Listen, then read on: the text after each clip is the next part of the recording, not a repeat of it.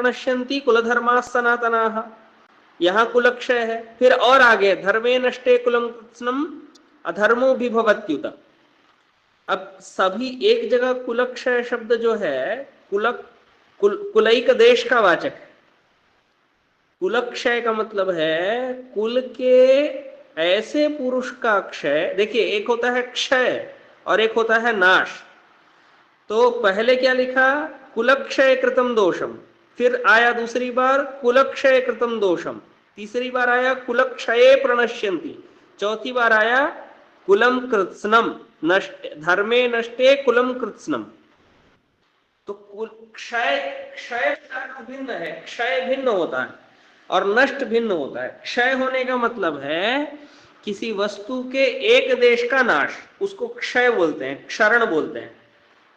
और नाश का मतलब होता है उसके सावयव अवयवी का नाश।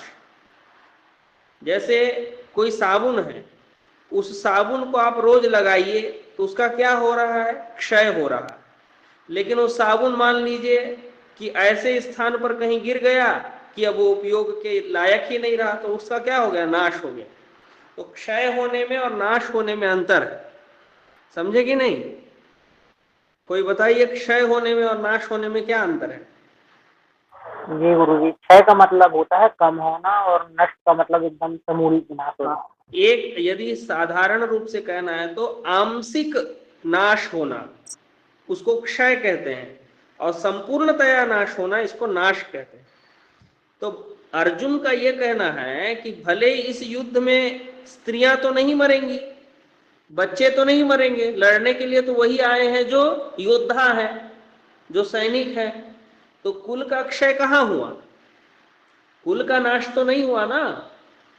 कुल का नाश होने का मतलब है कि कुल में कोई ना शेष बचे, तो ये होता कुल का नाश। लेकिन कुल का नाश नहीं कह रहे हैं वो सीधे सीधे, वो कह रहे हैं कुल का क्षय। तो कुल का मतलब होता है आपके कुल में जो जितने भी परिवार के जन हैं वो सभी कुल हैं। कुल का मतलब होता है मनुष्यानाम समुदाय। किसी एक परंपरा प्राप्त मनुष्यों का जो समुदाय है उसको कुल कहते हैं। उस समुदाय में से किसी एक का, दो का, तीन का नाश हो जाना, वो क्षय हुआ। तो युद्ध में परिवार के सभी लोग तो आएंगे नहीं, स्त्रियां तो युद्ध में आती नहीं है, छोटे छोटे जो बच्चे हैं वो तो आते नहीं है। इसीलिए कुल का नाश नहीं हो रहा है, कुल का क्षय हो रहा है। पर कुल का क्षय जो है वो कुल के नाश का प्रयोजक है। कैसे? क्योंकि युद्ध करने के लिए कौन लोग आए हैं? जो कुल के बलवान हैं, स्वस्थ व्यक्ति हैं, जिनका स्वामित्व कुल में है, ऐसे लोग युद्ध करने के लिए आए। ऐसे जो स्वामित्व वाले हैं, जो कुल के शासक हैं, जो बलवान लोग हैं, जिनका कहना कुल के लोग मानते हैं, वो यदि युद्ध में मारे गए तो घर का स्वामी नष्ट होने पर इस घर की स्त्रियां क्या हो जाएंगी? स्वतंत्र हो जाएंगी। घर के बच्चे क्या हो जाएंगे? स्वतंत्र हो जाएंगे। तो इस प्रकार जब स्वतंत्रता घर में आ जाएगी तो वो लोग क्या करने लगेंगे? घर के लोग, स्त्रियां और बच्चे मनमाना आचरण करने लगेंगे। मनमाना आचरण करने लगेंगे तो फिर न स्त्री स्वातंत्र में रहती, इसलिए उसको क्या होगा? फिर किसी ना किसी का आश्रय लेना होगा। तो आश्रय लेने के चक्कर में वो किसके पास चली जाएंगी? विदर्भी, जो उसके जाति के नहीं है, जो उनके जाति में नहीं आते, ऐसे लोगों के पास आश्रय के लिए जाएंगे। उससे क्या होगा? उससे क्या होगा कि जो है अन्य जाति के पुरुष और अन्य जाति के स्त्री, इससे जो पुत्र उत्पन्न होंगे, जो पुत्रियां उत्पन्न होंगी, वो सब क्या होंगी? वर्ण संकर होंगे। और वर्ण संकर जो संतानें होती हैं वह किसी भी प्रकार के धार्मिक कृत्य में अधिकार को नहीं रखते हैं। इसीलिए उनके द्वारा दिया जाने वाला जो श्राद्ध तर्पण आदि कर्म है, उनके द्वारा किया जाने वाला जो श्राद्ध कर्म है, तर्पण कर्म है, वो सब सफल नहीं हो पाएगा। उसके सफलता न होने से क्या होगा? कुल का नाश हो जाएगा। तो इस प्रकार परंपरा से कुल के नाश का प्रयोजक है कुलक्षय। साक्षात कुलक्षय कुल नाश का प्रयोजक नहीं है। परंपरा से कुल के किसी श्रेष्ठ पुरुष का, कुल के किसी शासक का, कुल के किसी प्रधान पुरुष का यदि नाश हो जाता है तो धीरे धीरे उसके परिवार की स्त्रियां स्वतंत्र होकर व्यभिचारिणी हो जाती है। व्यभिचारिणी होने से उसके कुल में वर्ण संकरता आ जाती है, और वर्ण संकरता आ जाने से फिर उसके कुल का नाश हो जाता है। क्योंकि कुल का नाश क्यों हो गया? क्योंकि अब कोई पानी देने वाला नहीं रहा, कोई भी धार्मिक कृत्य में अधिकार रखने वाला कोई शेष नहीं बचा। इस प्रकार उसके कुल का क्या हो जाता है? नाश हो जाता है। इसीलिए देखिए लिखा, कुलक्षय कृतम दोषम प्रपश्यद्भिर्जनार्दन कुलक्षये प्रणश्यन्ति कुलधर्मा सनातना। कुल का धर्म क्यों नष्ट हो जाएगा? क्योंकि कुलक्षय होने पर वर्ण संकर जब उत्पन्न होगा तो कुल के धर्म का पालन कौन करेगा? क्योंकि जो वर्ण संकर होगा वो तो धर्म के पालन में अधिकारी नहीं होगा, इसीलिए कुल धर्म का नाश हो जाएगा। वही बात आगे भगवान और विस्तृत रूप से गीता में कह रहे हैं अर्जुन के द्वारा।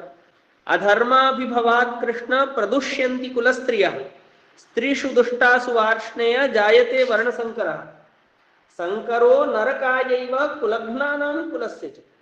जो शंकर होता है, वर्ण संकर, शंकर का मतलब देखिए, संकर दंत सकार है।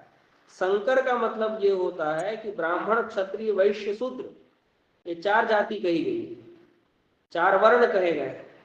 तो ब्राह्मण और क्षत्रिय के द्वारा उत्पन्न जो पुत्र होगा, अथवा क्षत्रिय और वैश्य के द्वारा उत्पन्न होगा, माने समान जाति से अलग, कोई एक जो है किसी अन्य वर्ग का है और स्त्री किसी अन्य वर्ग की है, अथवा पुरुष की, इसमें भी अनुलोमज और प्रतिलोमज इत्यादि विवेक है, लेकिन सामान्यतः सरल भाषा में कहना है तो जिस जाति का पुरुष है उसी जाति की स्त्री नहीं, अथवा जिस जाति की स्त्री है उस जाति का पुरुष नहीं, तो उत्पन्न होने वाला पुत्र जो होता है वो वर्ण संकर होता है। और उस वर्ण संकर संतान के द्वारा केवल नरक की ही प्राप्ति कुल को होती है।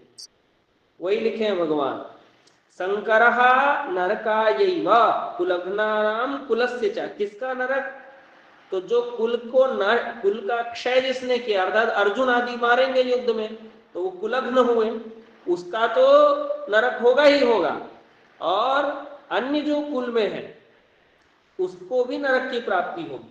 तो अर्जुन ये कहना चाह रहे हैं भगवान से कि मैं तो कुलघाती होऊंगा, कुलघ्न होऊंगा, तो मुझे तो नरक होगा ही, साथ ही साथ मेरे कुल को भी नरक जाना पड़ेगा। संकरो नरकायैव कुलघ्नानां कुलस्य च। और अभी जो कुल में है वो नहीं, जो पितर लोक में मेरे पितर स्थित हैं उन सबका भी क्या हो जाएगा? अधोलोक में पतन हो जाएगा। पतन्ति पितरो ह्येषां लुप्तपिंडोदक क्रियाः दोषैरेतैः कुलघ्नानां वर्णसंकरकारकैः उत्साद्यन्ते जाति धर्माः कुलधर्माश्च शाश्वताः। दो प्रकार का धर्म है, कुल धर्म है और जाति धर्म है। जाति धर्म जो है व्यापक है और कुल धर्म जो है व्याप्य है। जैसे ब्राह्मण जाति है, उस ब्राह्मण जाति में भी सबका अलग अलग कुल है, उस कुल के अनुसार सबका अपना अपना अलग अलग धर्म है। हो सकता है कि जो है ब्राह्मण जाति में ही कोई पांडे है, कोई मिश्रा है। अब कोई पांडे जो है उत्तर प्रदेश का है और कोई पांडे जो है मध्य प्रदेश का है, तो मध्य प्रदेश के पांडे का अपना कुल का कुछ धर्म होगा और उत्तर प्रदेश के जो पांडे हैं उनका अपना कुछ कुल का धर्म होगा। तो सबके कुल का पृथक पृथक धर्म होता है। लेकिन ब्राह्मण होने के नाते यज्ञोपवीत धारण करना, शिखा रखना, संध्या करना, तर्पण करना, ये सब जो है सामान्य धर्म जो है जाति धर्म है। तो जाति धर्म जो है व्यापक है। जहां जहां ब्राह्मणत्व विशिष्ट कुल धर्म है वहां वहां कुल धर्म हो ये आवश्यक नहीं है, परंतु जहां जहां ब्राह्मणत्व विशिष्ट कुल धर्म है वहां वहां ब्राह्मणत्व विशिष्ट जाति धर्म अवश्य। तो जाति धर्म व्यापक है और कुल धर्म जो है व्याप्य है। लेकिन इस वर्ण संकरता के आ जाने पर कुल धर्म का भी नाश हो जाता है और जाति धर्म का भी नाश हो जाता है। यही जो है अर्जुन कह रहे हैं, पतन्ति पितरो ह्येषां लुप्तपिंडोदक क्रियाः दोषैरेतैः कुलघ्नानां वर्णसंकरकारकैः उत्साद्यन्ते जाति धर्माः कुलधर्माश्च शाश्वताः। उत्सन्न कुलधर्माणां मनुष्याणां जनार्दन नरके नियतं वासो भवति इत्यनुशुश्रुमा। ये निश्चित है कि जिसके कुलधर्म का नाश हो जाता है वह मनुष्य नरक में नियत रूप से वास करता है। इसीलिए इस प्रकार के महान पाप को करने वाले जो हम लोग उद्यत हैं वो उचित नहीं है। इसीलिए मैं इस प्रतिकार को छोड़ करके अशस्त्र हो करके और धृतराष्ट्र के जो लोग हैं, कौरव लोग हैं, उनके द्वारा मर जाऊं तो यही मेरे लिए श्रेयस्कर होगा। ऐसा कह करके जो अर्जुन जहाँ है हम लोग रुके वो थे रथ से वन में, जो है वहाँ उतर बच्चे गए, लोग बहुत अच्छे अपने गांडीव को छोड़ दिया। इस बंड नहीं प्रकार जो है है। इस स्थिति का वर्णन करते हुए भगवान वेद व्यास ने इस अध्याय का समापन किया। जो प्रथम अध्याय है अर्जुन विषाद योग नामक, उसका जो है समापन यहीं पर किया है। ये जो पंचविंशति अध्याय, जो 25वां अध्याय महाभारत का, 24वें अध्याय से 25वें अध्याय से गीता प्रारंभ होती है महाभारत की भीष्म पर्व की, तो 25वें अध्याय का समापन यहाँ पर हुआ। अब इतनी स्थिति को सुन करके आप लोगों को लग रहा होगा कि अर्जुन की बातें तो बिल्कुल सही है, क्योंकि वर्ण संकरता एक ऐसा दोष है जिससे कुल का नाश हो जाता है। कुल का नाश हो जाता है तो उस कुल नाश का प्रयोजक जो कुलक्षय है, उस कुलक्षय को करने के लिए क्या कर रहे हैं अर्जुन? युद्ध। उस युद्ध से उपरम, उस युद्ध से हटने का जो निर्णय अर्जुन ने लिया वो तो बिल्कुल सही लिया। तो भगवान यदि अर्जुन को युद्ध करने को कहते हैं तो भगवान क्या अधर्म की बात कर रहे हैं, या अर्जुन जो बात कह रहा है उसमें कुछ अरुचि भगवान को है? बात समझने की है, क्योंकि अर्जुन की बातें युक्ति युक्त है। अर्जुन की युक्ति ये है कि यदि इस युद्ध में घर के प्रधान, कुल के प्रधान लोगों को मारा गया तो कुलक्षय होगा।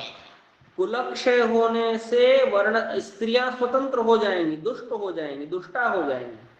स्त्रियों के दुष्टा होने पर वर्ण संकरता आएगी, वर्ण संकरता के आने पर कुलक्षय हो जाएगा, कुलनाश हो जाएगा, कुलक्षय कुलनाश हो जाएगा। इसीलिए इस युद्ध को करना उचित नहीं है, यह अर्जुन का तर्क है। अब इस तर्क का निराश भगवान को करना है। आप लोगों को पूर्व पक्ष समझ में आया? अभी तक की जो बात है वो पूर्व पक्ष है। अब भगवान को इस पूर्व पक्ष का समाधान देना है। भगवान को ये बताना है, अच्छा जो अर्जुन इस बात को कह रहे हैं उस अर्जुन के मन में ये भी बात है कि मेरे ही बंधु बांधव क्यों यहाँ उपस्थित हुए हैं मुझसे लड़ने के लिए? तो वो कहते हैं कि लोभ के कारण। अर्जुन क्या कहते हैं कि लोभ के कारण मेरे बंधु बांधव मुझसे लड़ने के लिए यहाँ उपस्थित हुए। इसीलिए एक शब्द जो है आया है लोभोपहत चेतसः, यद्यप्येते न पश्यन्ति लोभोपहत चेतसः। लोभ के कारण इनका जो विवेक है, अंतःकरण जो है वो मलिन हो गया। इसीलिए इस युद्ध से होने वाले दुष्परिणाम को मेरे बंधु बांधव तो नहीं देख पा रहे हैं, मैं देख पा रहा हूं, इसीलिए मैं युद्ध नहीं करूंगा। ये जो है अर्जुन का पक्ष है। बात समझ में आ रही है कि नहीं? जी जी गुरुजी। क्या क्या समझे? गुरुजी, लोभ के कारण जो दुर्योधन लोग हैं वो लोभ के कारण लड़ रहे हैं, लेकिन यहाँ अर्जुन को सब समझ में आ रहा है कि अगर कुल का क्षय हो गया तो वर्ण संकरता उत्पन्न हो जाएगी, इससे कुल की हानि हो जाएगी। हानि हो जाएगी। तो अब बात आपको कैसी लग रही है अर्जुन की? युक्ति युक्त लग रही है कि बिना युक्ति के लग रही है?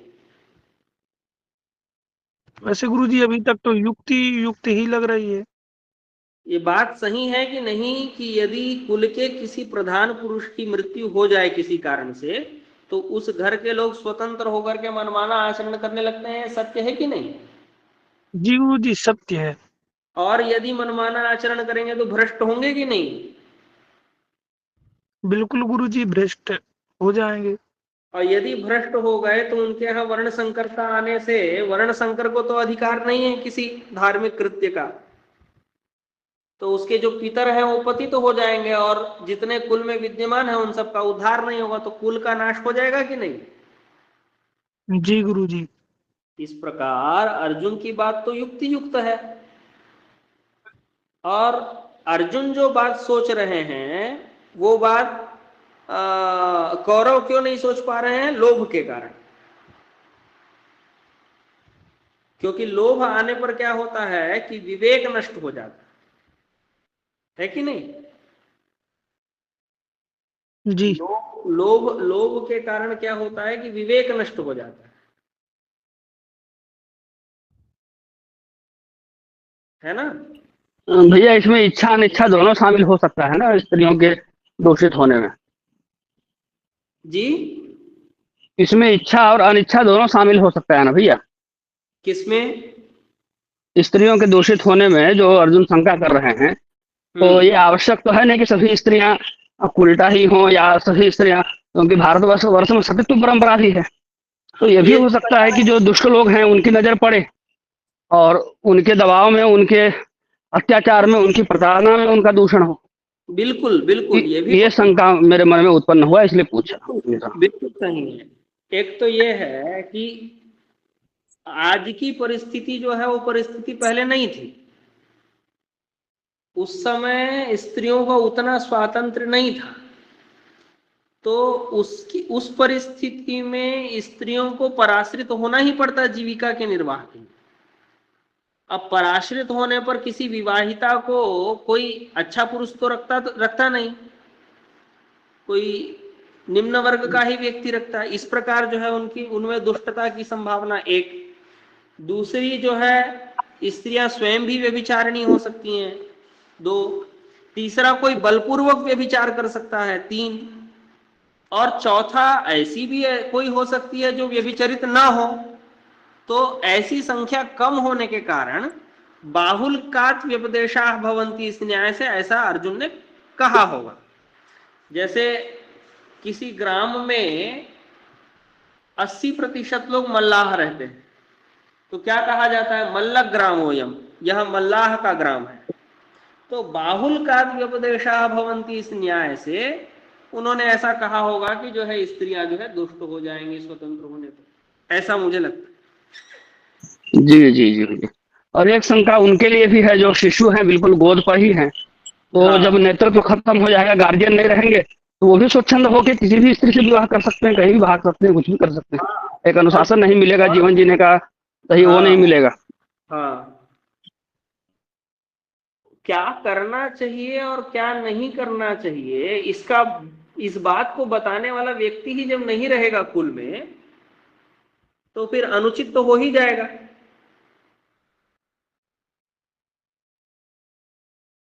तो ये जी सब भैया जी। बात, हर्ष जी, ये बात समझ में आई ना? जी गुरु जी। हाँ, ये जो है प्रश्न है, इस प्रश्न को, पूर्व पक्ष को आप लोग दृढ़ता से जो है स्थापित करिए। कल मैं इसका समाधान दूंगा, कल मैं इसका समाधान दूंगा, और कल और बहुत अच्छे से बताऊंगा। आज मैं कहीं बाहर चला गया था, अभी थोड़ी देर पहले ही आया, तो जयकेशव जी का तो फोन क्या आया। अष्टमी भी है, तो अष्टमी प्रतिपदा को अध्याय करते हैं ना वो लोग? अच्छा, कल अवकाश है क्या? नहीं मतलब अनध्याय है तो ऐसे दिमाग में है, अभी तो एक बार भी अवकाश हुआ नहीं है, क्योंकि बीच में वैसी कोई अष्टमी वाला झंझट पड़ा नहीं, मतलब छुट्टी जैसी स्थिति उत्पन्न नहीं हुई। गुरु, कोई बात नहीं, ऐसे चर्चा तो कर सकते हैं, पाठ नहीं हुआ, चर्चा हाँ कर सकते चर्चा तो कर सकते हैं। हैं। तो ये पूर्व पक्ष है, आज मैंने पूर्व पक्ष बताया है, और इस हम्म। पूर्व पक्ष में क्या अरुचि भगवान जो है बताएंगे, उसका समाधान मैं कल करूंगा। ठीक है ठीक है। और बहुत बढ़िया से सुंदर तरीके से कल बताऊंगा। आज तो मैंने इसलिए कुछ कह दिया कि कह करके नहीं आना अच्छी बात नहीं है, इसीलिए कुछ तो आज कह देता हूं, कल और बहुत सुंदर तरीके से बताऊं, कल आप लोगों को अच्छा लगेगा। गुरु जी, प्रणाम भैया। गुरु जी एक प्रश्न पूछ सकते हैं? हाँ, पूछिए। हाँ हाँ बोलिए बोलिए। जी गुरु जी, जैसे इसमें है ना कि यद्येते न पश्यन्ति लोभोपहत चेतसा, तो इसमें दुर्योधन लोग तो जो है वो लोग से मोहित हो करके सब कुलच्छ दोष को भाई ना देखते हो, लेकिन उसमें और भी लोग हैं, कृपाचार्य जी लोग हैं और भीष्म पितामह जैसे लोग हैं, तो वो तो विवेकी पुरुष थे और बड़े अच्छे थे, तो उन लोगों के मन में तो ऐसे विचार आना चाहिए। देखिए, आपकी बात बहुत अच्छी है, बिल्कुल सही है। देखिए, पहली बात तो लोभ ये होता है, मेरे पास अमुक वस्तु है, ठीक है, और अमुक वस्तु है और अमुक वस्तु और प्राप्त हो और अमुक वस्तु प्राप्त होती रहे।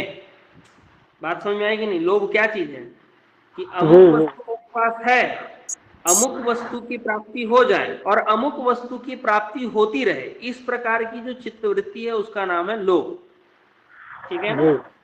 तो इस प्रकार के लोभ से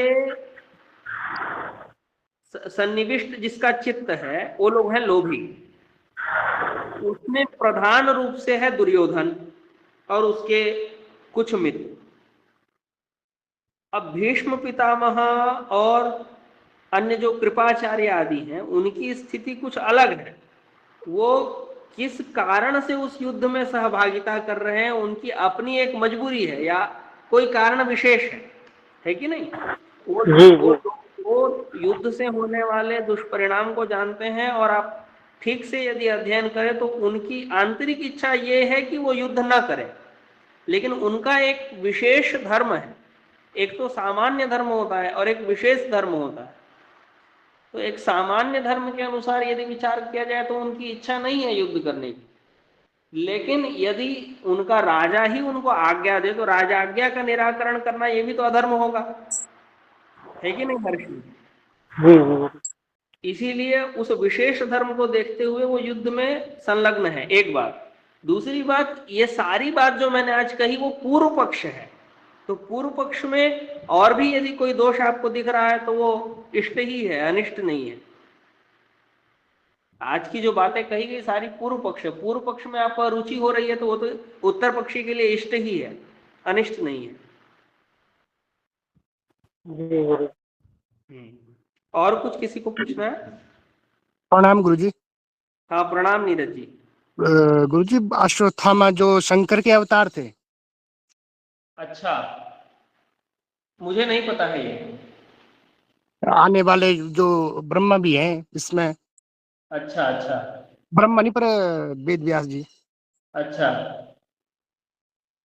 तो आपका प्रश्न क्या है? तो वो भगवान थे तो... हाँ, तो गुरु प्रश्न था ये। तो ब्रजेश भैया? सुना हूँ भैया मैं भी, ऐसा अश्वत्थामा जो है शिव जी का अंश है, ऐसा सुना हूँ मैं भी, लेकिन लिखित में कहीं याद नहीं है मुझे, अभी कहीं लिखित पढ़ा हूँ, पर देख के हम लोग बता सकते हैं एक बार शास्त्र में कहीं, मतलब कहीं कुछ बोलने के लिए प्रामाणिक रूप से देख करके बता सकते हैं। बिल्कुल। पूछना क्या चाह रहा है गुरु जी कि वो तो उनको मालूम था। आप अपना प्रश्न दोबारा बोलिए ठीक से। गुरु जी, मेरी ये प्रश्न था कि जैसे अश्वत्थामा जी और भीष्म पितामह और कृपाचार्य जी, क्या ये भगवान के अवतार थे?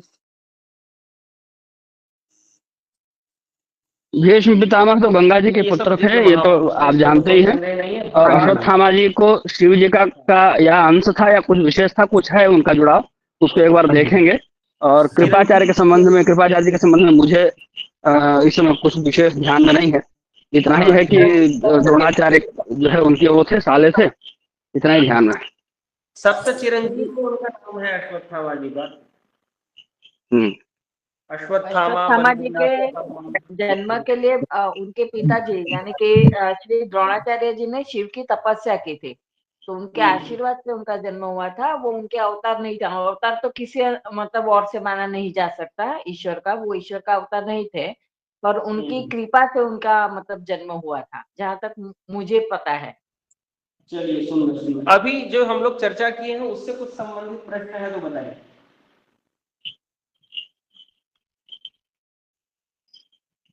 आज जो बात पर हम लोग की चर्चा हुई है ना, जाति धर्म है, कुल धर्म है, वर्ण संकरता है, कुलक्षय है, इन सब बातों पर जो चर्चा हुई है उसके संबंध में यदि किसी का कोई प्रश्न है तो बताइए। और अभी या तो फिर आप लोग सोचिए, कल भी हम लोग चर्चा कर सकते हैं, कल विस्तृत चर्चा करेंगे और एक क्रम से चर्चा करेंगे। आज तो मैंने कुछ करना है करके थोड़ा सा विचार ऐसे आप लोगों के सामने पूर्व पक्ष के रूप में रखा, तो जिज्ञासा में रहे। जी गुरु जी। भैया इसमें कुछ कुछ प्रमाण मिलते हैं कि ये जातियां इन जातियों से विवाह कर सकती हैं। जैसे गृह सूत्र आदि में ये सूत्र उपलब्ध होते हैं कि ब्राह्मण शूद्र इत्यादि से भी आमंत्रक विवाह कर सकते हैं। मैंने बताया ना, अनुलोमज और प्रतिलोमज करके दो भेद है ना, उसके अनुसार कुछ कुछ है, ज्ञान है, उस पर भी विचार अब यदि करना है तो स्वतंत्र रूप से उसका विचार किया जा सकता है। आप सही कह रहे हैं। तो कल के विषय को भैया 4-5 जो बिंदु हैं उन पर ही केंद्रित रखेंगे विशेष रूप से। जाति धर्म क्या है, कुल धर्म क्या है, उनके क्षय से क्या नुकसान है, श्राद्ध का क्या महत्व है, तर्पण पिंडदान इत्यादि का क्या महत्व है, उनसे क्या लाभ या हानि जो भी है, छूटने से क्या हानि होती है, करने से क्या लाभ होता है, इन सब बातों पर भी थोड़ा सब लोगों को, क्योंकि जितने भी लोग जुड़े हैं सब जन सामान्य है और कलयुग में परंपरा सब ऐसी होती जा रही है कि सब लोग छूटते जा रहे हैं, तो कुछ पता नहीं, बिल्कुल बेसिक से स्टार्ट करके तर्पण पिंडदान, जाति धर्म, कुल धर्म, वर्ण संप्रदाय इत्यादि सभी जो 4-5 टॉपिक हैं उन सब पर थोड़ा बढ़िया से गुरुजी गाइडेंस करेंगे तो सब लोगों के लिए बेहतर होगा। जैसे कि आपने बताया था कि ना कोई भी व्यक्ति जीते जी भी अपना पिंडदान कर सकता है, तो ऐसे भी तो करके जा सकते हैं ना सब लोग। फिर इसकी तो टेंशन ही नहीं होनी चाहिए। नहीं, कैसे करके जा सकते हैं, नहीं समझे प्रश्न को। चर्चा करेंगे। तो करने के पश्चात भी पुत्र का ये कर्तव्य है कि वो माता पिता का पिंडादि क्रिया करे, 10 गात्र आदि कर्म करे, ये शास्त्र में वर्णित है। यदि हम अपना श्राद्ध स्वयं भी कर लेते हैं तो हमारे पुत्र का ये कर्तव्य है कि वो 10 गात्र आदि कर्म करके हमारा पिंडदान करे, गया आदि कर्म करे। नहीं, वो तो पुत्र का कर्तव्य है, लेकिन अगर पुत्र ट्रस्ट मिले जो कुछ भी है, तभी एक तरह से हम अपने आप को सिक्योर तो कर सकते हैं ना कि खुद का श्राद्ध किसके कर जाओ, खुद पिंडदान कर जाओ। वो तो वैकल्पिक व्यवस्था है ना, वैकल्पिक व्यवस्था से दुनिया थोड़ी चलती, प्रधान व्यवस्था से दुनिया चलती। वो तो वैकल्पिक व्यवस्था है, कुछ नहीं हो तो आप अपना जीवन श्राद्ध कर लीजिए, सबके लिए यह जन सामान्य के लिए विधान नहीं। और वैकल्पिक व्यवस्था को प्रधान नियम नहीं बनाया जा सकता है, वैकल्पिक व्यवस्था विकल्प के लिए होती है और वो सामान्य अवस्था में किया भी नहीं जा सकता, उसको करने के बाद सामान्य जिंदगी जी भी नहीं सकता व्यक्ति। हाँ, सामान्य जीवन जी भी नहीं सकते, कई सारे नियम धर्म वो हो जाते हैं। उसको उस स्वयं का श्राद्ध करने वाले व्यक्ति को स्पर्श करने से फिर स्नान करना पड़ता है, ये सब है। अच्छा, हाँ, तो ये तो वैसे हो जाएगा कि भाई जरूरत क्या है, इतना तो बोलने की आवश्यकता नहीं। बोलना ये था कि सीधा सीधा मोक्ष प्राप्त करके एक ही जन्म में निकल के झंझट में मत पड़िए, ये बोलना था, इतना बोलने सकते। पर चीजें जितनी सुनने में, साउंडिंग में जितनी अच्छी लगती हैं, उतना उसका क्रियान्वयन भी सरल नहीं होता है। सुनना कहना तो ठीक है, पर जब उसको क्रियान्वित करने जाएंगे तो उसमें बहुत अंतर देखने को मिलता है। इसलिए अर्जुन चिंता कर रहे हैं, ऐसा थोड़ी है कि अर्जुन को ऐसा बात पता नहीं। जो गीता सुना रहे हैं तो उसकी योग्यता हम लोग की तरह सामान्य नहीं है, ये भी बात है। आपकी जिज्ञासा है, अच्छी बात है, पर उन सब बातों पर ये सब चीजें चिंतन करनी चाहिए। नहीं, मैंने सोचा था मैं भी अपना कर जाऊंगी क्योंकि आपने किया हुआ ना, इसलिए। लेकिन ये नहीं पता था कि फिर मुझे टच करके सबको नहाना पड़ेगा। बहुत कुछ है उसके लिए। जी पाठक जी और गुरुजी, एक प्रश्न और एक छोटा सा सजेशन भी था। कल के जो हम विषय रख रहे हैं उसमें इन समस्याओं के ऊपर विचार करने के साथ साथ अगर आप कुछ समाधान भी बता सके तो वो सभी के लिए थोड़ा और कल्याणकारी रहेगा। हाँ, करेंगे, समाधान करेंगे। जी जी, धन्यवाद। ठीक, प्रणाम भैया। जय जय श्रीमन नारायण। प्रणाम गुरुजी।